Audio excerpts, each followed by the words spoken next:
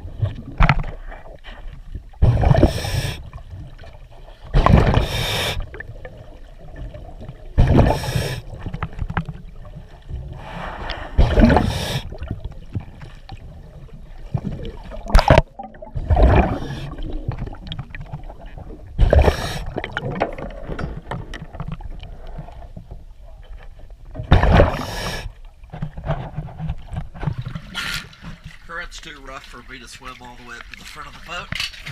You see all those anodes, so I think it's easy to